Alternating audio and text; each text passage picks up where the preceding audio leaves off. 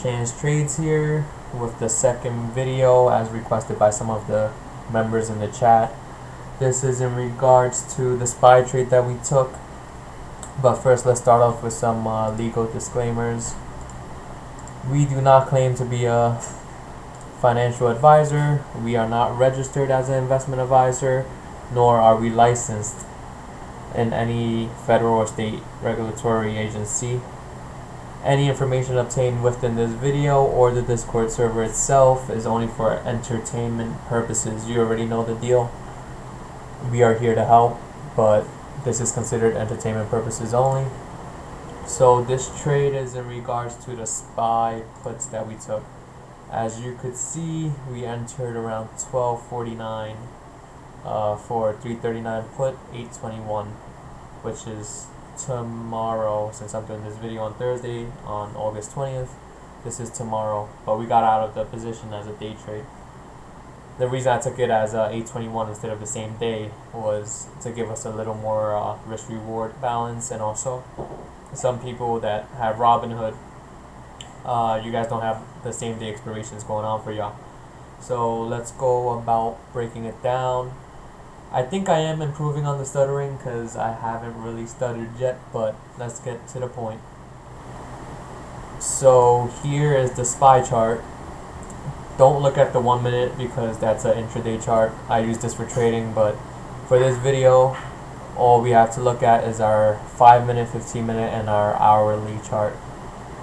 Our entry point was at 12:49, I said, right? 12:49, yes. So 12:49 would be approximately right here. The reason we took that trade was because I saw this trend line break down.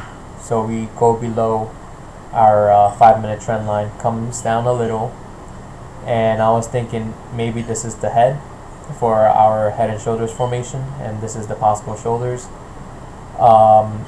Pretty good risk reward ratio here, and the FMOC meeting was at 2 p.m. so this was a good play in my opinion. So we enter here. Our stop loss would have been going back into the high of day, which is 339.61, and also above this back into this trend line. So here we enter over here at around 339.07 ish maybe. So we get in the trade and we alerted it in the chat room, of course, and we come up a little, which we all planned for. I was hoping it wouldn't go above this level right here, as this would be our shoulder level, but we did think that it might retouch this trend line, which it got close to. Never passed the high of day again. You see it gets rejected off here with volume down here. So from that, we like we spoke about in the chat, the FMOC meeting is at 2 o'clock, which is 1400. We entered the trade at 12:49 with anticipation of the FMOC meeting. Since we always like to trade technicals, knowing that technicals are something we have to look at before the news comes out. I'm a strong believer that technicals can show what the news might possibly say before it actually happens. This has been proven with our Target trade, our Roku trade, and even Tesla. A lot of the technicals show a support, and with that support, news comes out, or within a resistance, news propels it to go and break above that resistance.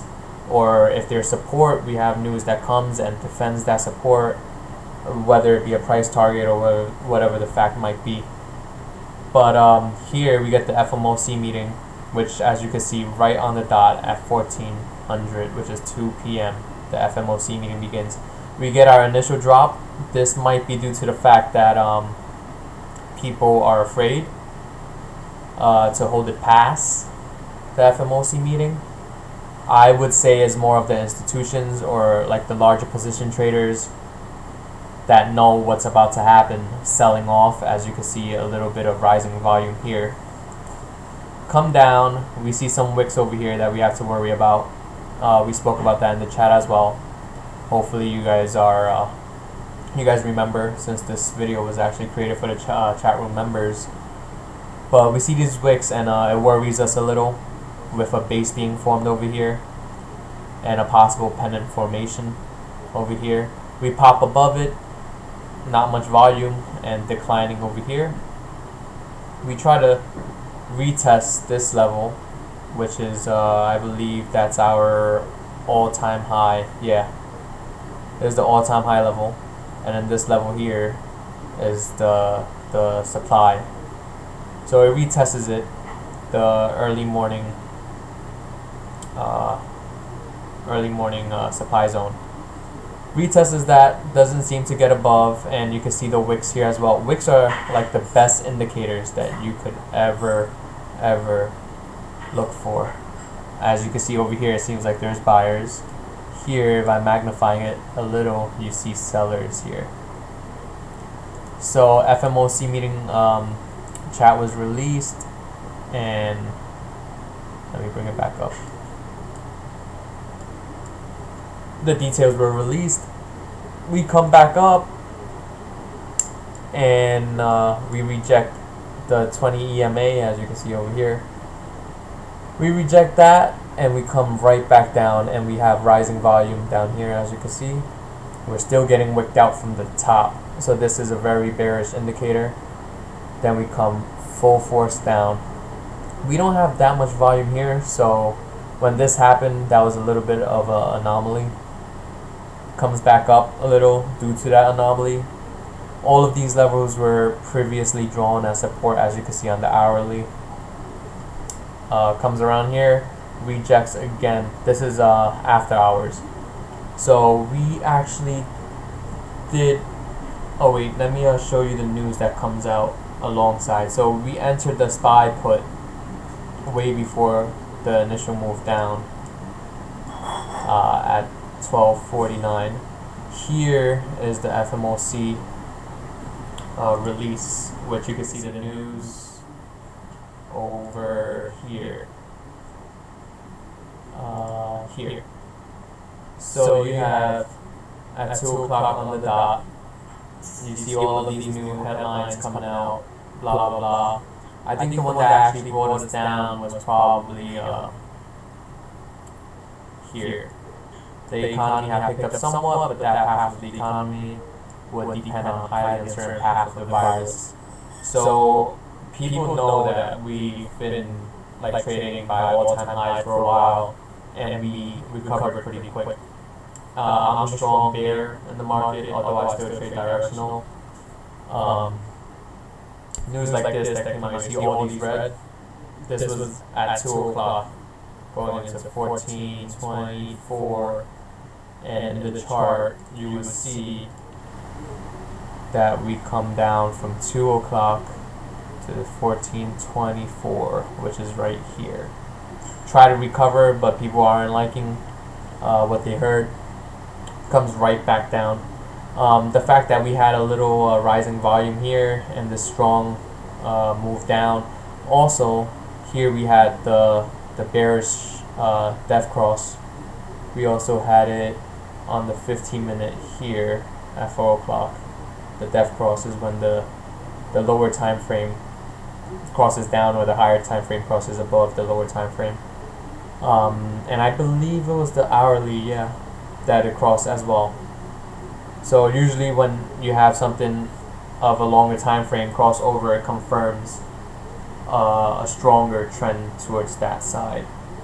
So I was like, you know what, let's swing a put, which we did, and I will show you here. So we exit our SPY position for 38% gain. I'm still holding my November puts for the election, and then buy to open 320 put. Went a little further out the money and also further out expiration date, so just in case the move continues on, we could possibly capitalize on it, but we're also protecting our profits with a smaller position. Small size, not giving up profits. So we entered this at 401. As you know that ETFs, they trade past after hours for 15 minutes, so at 4:15 will be the last time you can place an order. So we get into the trade, and we let me turn it back to the screen. Get into the trade at 401, which is around here. The next day, let me see if I can pull that up for you. This is the hourly, so yeah, it's right here. This is the 19th, yep. This is where we enter at 4 o'clock, so here. The next day we went down, recovers a little, but we're still below our entry point. So then, if you look at the exit, you see that we capitalized 34% for our overnight swing. So this was a good trade for the group as well. But I think that's it for this trade. So the main reason was this pattern over here for us to take the trade. Tries to retest the trend line, fails to do so because it doesn't pass the all-time high. Comes right back down on rising volume. These wicks gave us a little worry. It breaks above it, but it also rejects our previous supply zone at the morning. So with those wicks being on top and also the uncertainty that people have, we let it ride and we go, and we go down. And this was another confirmation that we are bearish as we're getting wicked out from the top. The pressure was good. Like I said, we had multiple confirmations, which included the death cross on the 1 minute, on the 5 minute and the 15 minute crossing over here, and the hourly crossing over here as well. So that gave us a good confirmation, and it worked exactly as planned. And that was the trade for the SPY. Have a good night, and this is my last video for the day. Bye-bye.